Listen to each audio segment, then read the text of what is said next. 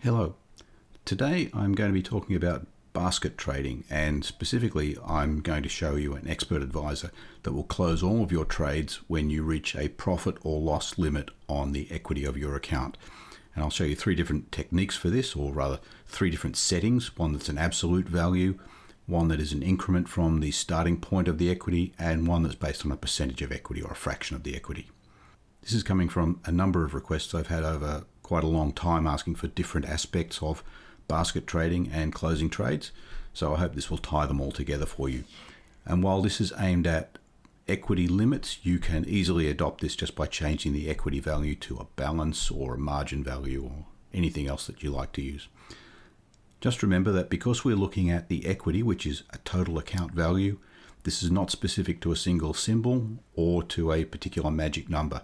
This is going to act on all the trades on your account. The code that I'm showing today is for both MetaTrader 4 and 5. There are some small differences, and I'll switch between the MetaTrader 4 and MetaTrader 5 code when those come up. They are quite small, so nothing significant there. Most of the code is applicable to both.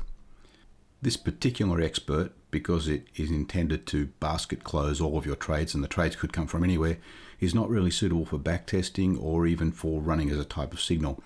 Before I get started, let me remind you to click the like button and click the subscribe button, and then if you click the bell icon, you'll be notified when we release new videos.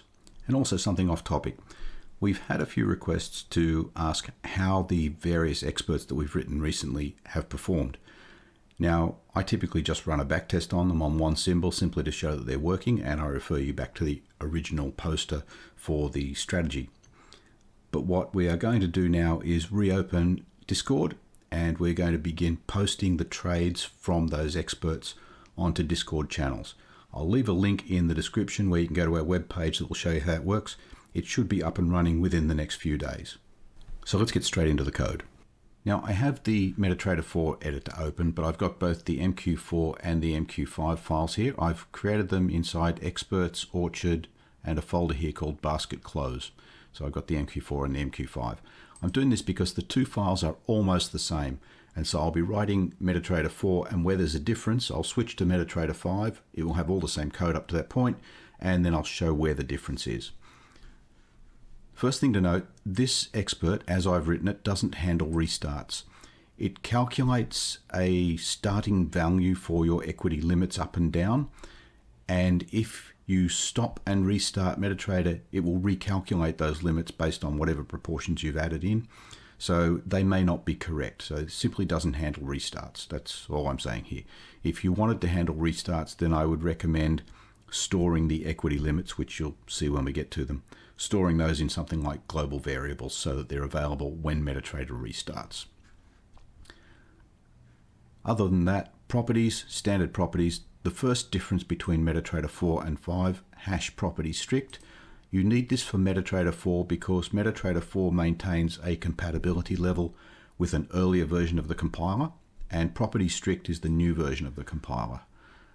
The MetaTrader 5 version simply doesn't have that statement. There is no compatibility to maintain. Now I'm going to allow you to set your equity limit on three different methods. And so I'm going to create an enum that you can use to select that.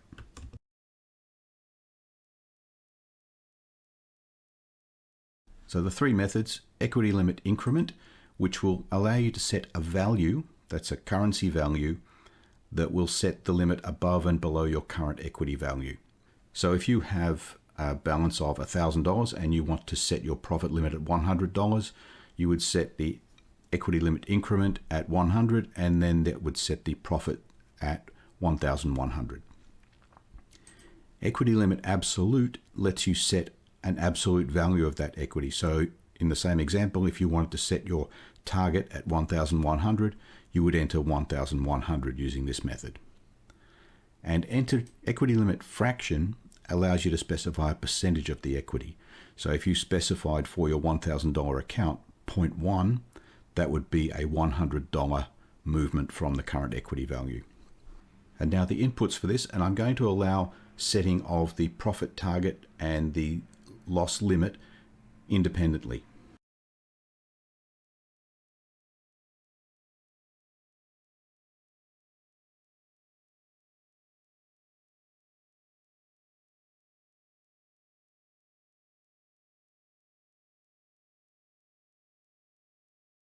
the profit limit, and I've set it here at 1,000, and this is equity limit increment. So that means I'm going to be setting my profit target $1,000 or whatever your base currency is above the current equity value. I've set a loss limit, and I've also set that to $1,000, and that means my loss limit will be $1,000 below my current equity value. And this input check seconds, that's because this expert runs on a timer, and I'm going to be checking the equity every 3 seconds. You can make that smaller or longer if you like, but I'm using the timer because if I set this to run on tick, it's entirely possible that the chart where you're running this may not have a tick for a significant amount of time. So I want to keep checking this on a regular basis, and I've just set the default here to every 3 seconds. At this point, I'll remind you that this is looking at the equity value of your account. So if you're trading on multiple currencies, there is only one equity for your entire account. So this particular expert operates on every trade that you have, every magic number, every currency. So it's simply looking at the equity value on your account. And now I'll switch to the MetaTrader 5 or the MQ5 file now, because this is the next difference between the two. And simply to make the trade operations easier, I'm including this trade/trade.mqh. That file is included with MetaTrader 5. That gives me access to 2 classes, the ctrade class and the cpositioninfo class.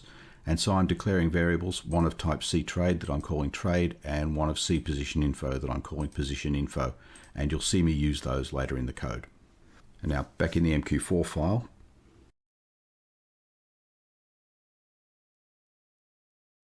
some working variables, the equity profit limit, because when I calculate based on the method that you've chosen here and the amount, I'll be calculating a profit limit and a loss limit. I'm going to store those in this equity profit limit and equity loss limit variable.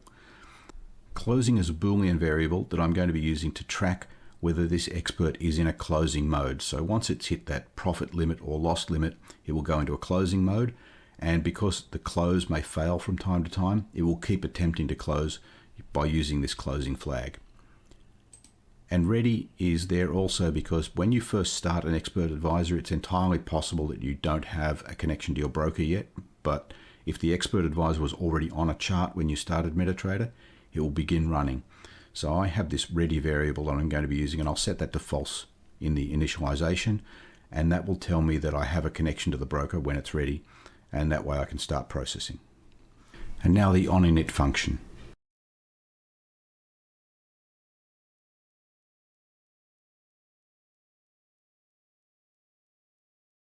So first I make a call to a function called setLimits. We'll see that in a moment, but that simply sets up the values in this equity profit limit and equity loss limit. And then I initialize closing and ready both to false. And then I simply set up the timer with the event set timer using input check seconds. And because I'm using a timer, I need to kill the timer when the expert exits. So in onDinit, I have this event kill timer. And I said that I'm going to be running this expert on a timer, not on tick, but I am going to use on tick to determine if I have the connection to the broker. I really only use the on tick function once. This won't be called until there is a tick, and a tick won't happen until there is a connection to the broker and everything is ready to go. So I'm testing that ready flag here. If not ready, which means I haven't already been in here once, then I set ready to true, and because this is the first time I'm calling this check close function, something else that we'll be writing in a moment, and that will actually check to see if we've hit the profit or loss targets on the equity. And then the on timer function, if ready, which means I've been into the on tick at least once, then check close. So every 3 seconds by default, I'm going to be calling the check close function. And now the check close function. First, I'm testing that closing variable. If I have hit the profit or loss limits and started to close trades, but for some reason been unable to close everything, then this closing will be true. So if I am in closing mode, then I call close basket, which is the function that actually closes all of the trades, and then return, which means that if I attempt to close trades until they have all been closed, this closing variable will be true, And every time I call check close, it is simply going to reattempt to close all of the trades until that is successful. And I will do that before even attempting to check the equity limits. So simply once the closing variable has been set to true, this will just keep trying to close trades.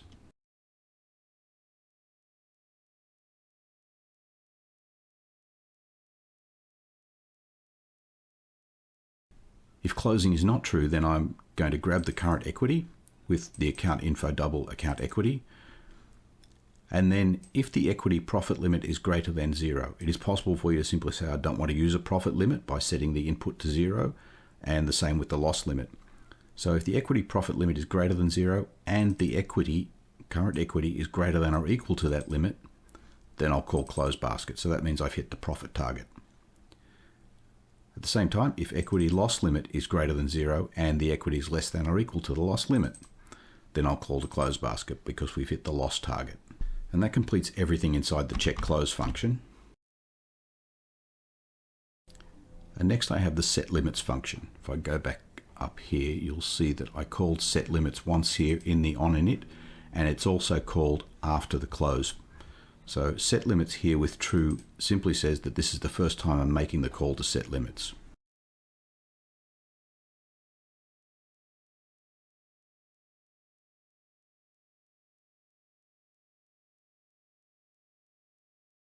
Okay, so void set limits Boolean first time equals false. So this is going to set both the profit and loss limits. And the reason I need to know if this is the first time, if you're setting an absolute value, then that can only be set once. And when you hit that profit or loss target, there's no point in trying to reset them because they're going to be reset to those absolute limits and you've already gone past that. So they simply get reset to 0 if you use the absolutes. But if you use the fraction or the increment values, then they can reset and you get new profit and loss targets. But the first thing happens in here is I get the equity using account info double account equity, and then I make separate calls to set equity limit, another function, because the work to create the profit limit and the loss limit is almost identical. The only difference is that for the loss limit I pass this multiplier of -1, and I'll just write this set equity limit function now so that it makes sense.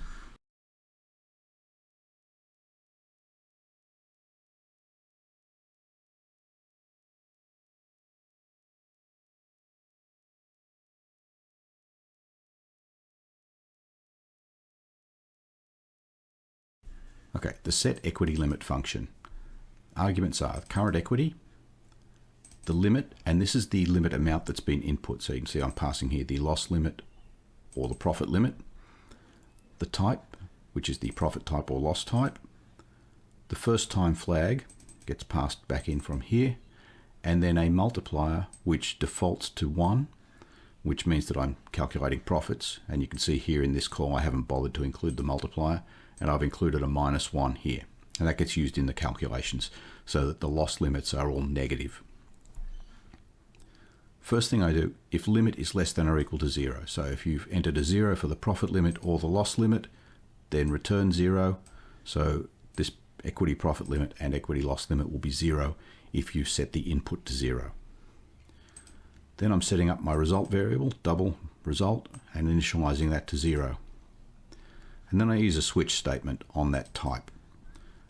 If it's an absolute, and this is where I use first time, then the result equals, if it's first time, then just that limit. So again, if you have an equity of $1,000 and you want to use an absolute and set that to 1,100, you would have passed in 1,100. And if this is the first time, then the result gets set to 1,100. If it's not the first time, then this will be set to 0. Because, as I mentioned, there's no point in resetting values that you've already gone past. And then break simply to exit the switch statement. If it's a fraction, then the result is your current equity plus the current equity multiplied by that limit. So 0.01 would be 1% of equity, and multiplied by the multiplier. So if you're calculating the profit, that will be 1. If you're calculating the loss, then it'll be -1, and effectively it's equity minus equity multiplied by limit. And if you're using increment, then this is an actual dollar value increment from the equity. So there it's just equity plus limit multiplied by multiplier.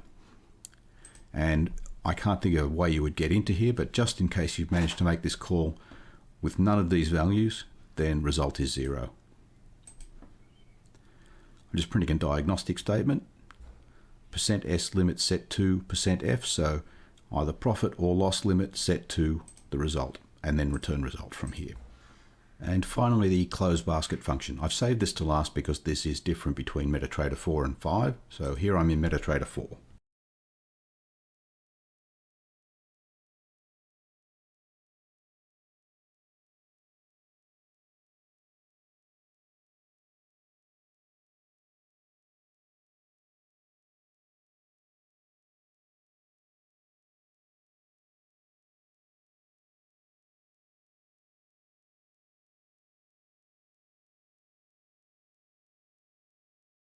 First, I'm initializing that closing variable to false, and I'll reset that to true if I have any failures in here. Then a simple loop for int I equals orders total minus 1, while I is greater than or equal to 0, I minus minus, so I'm counting down here. If not order select, I select by position mode trades. So if I fail to select an order, then I set closing to true, because I don't know why I failed to select that order, but it means that I want to come back and try again. And then continue simply takes me to the next iteration of the loop. If I get to this point, then I have selected an order. If the order type is a buy, or the order type is order type sell, then I call order close. If not order close, and the arguments to order close are the order ticket, order lots, and order close price, and 0 for slippage. If that fails, so I've got this not order close, then I set closing to true again because I've failed to close an existing order. If this statement is not true, then it means that the order that I've found is a limit or a stop order, and I don't use order close to remove those, I use order delete. So if not order delete, and that argument is only order ticket. But the same thing, if I can't delete that order, then closing is equal to true. So if I have failures in any of these points, closing will be equal to true. If I've managed to select every order and close or delete it, then closing will be false from this statement. And then at the end, if not closing, which means that I've been through here and I've closed everything, then I make this call to set limits. And this does not have the first time argument. So by calling set limits here, it will effectively reset my equity target, profit and loss, based on either the fraction or the increment, or set it to 0 for absolute. And if we go back up to the tests, if the profit limit or the loss limit are 0, then it will simply not attempt to close the basket again. So if you've set absolute limits on profit and loss, then the first time those are hit, this expert will continue to run but effectively do nothing. And if you've set fractional or incrementals, then those limits will be reset and you can go back to trading again, and it will trigger the next time it hits the new profit or loss limits. So that's the close basket for MetaTrader 4. Let's do the same thing for MetaTrader 5. And in the MetaTrader 5 editor, all the rest of the code to this point has been the same.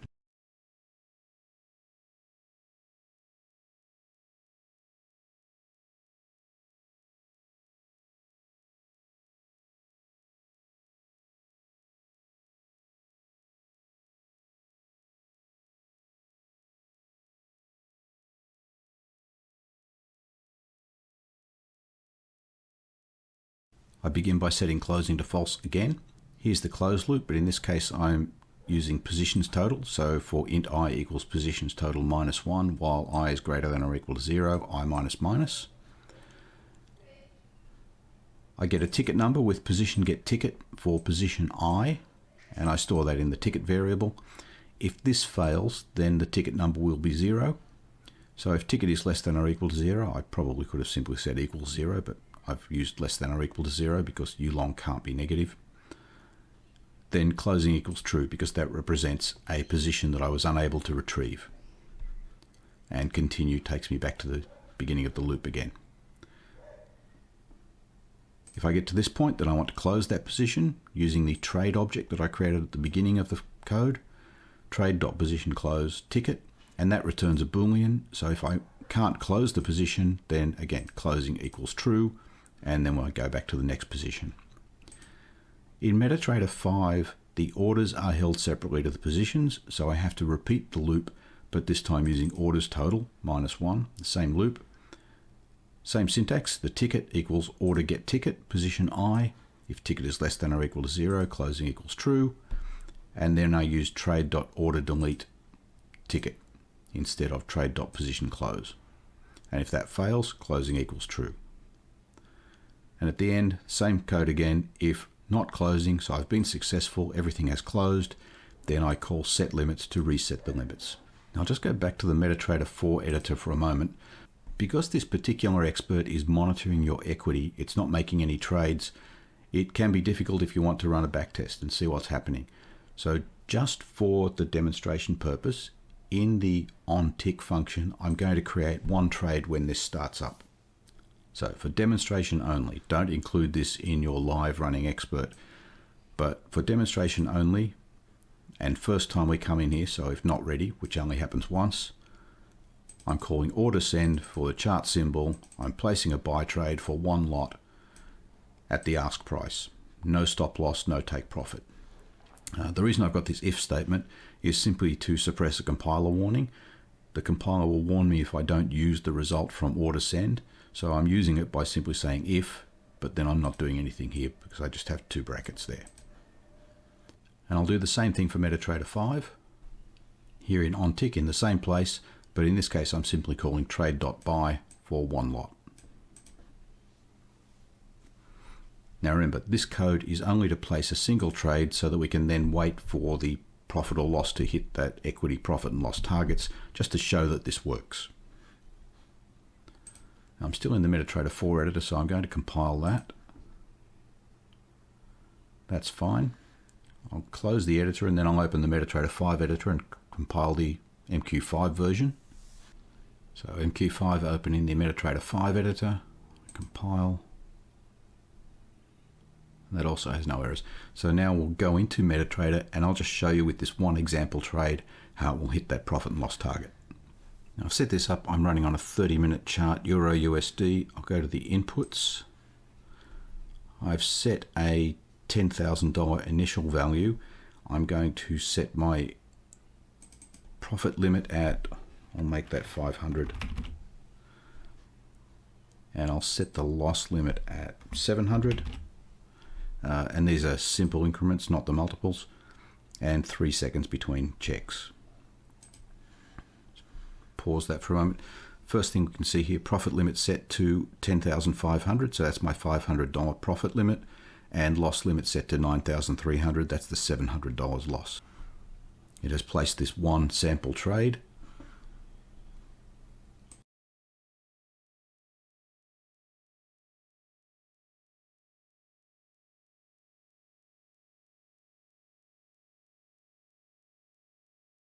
Just pause it there.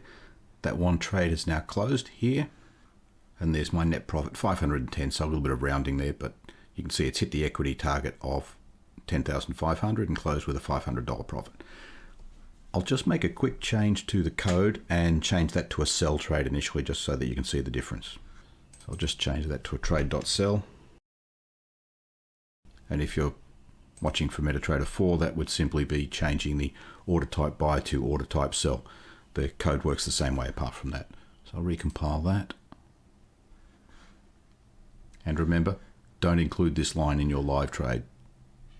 So I'm ready to do the sell test, but I'm just going to change the inputs here.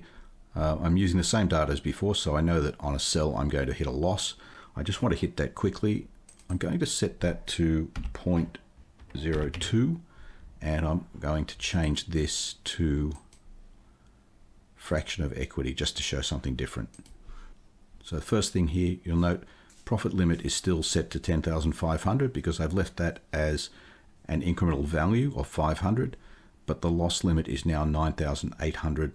That's 0.02 of the equity loss, which is $200.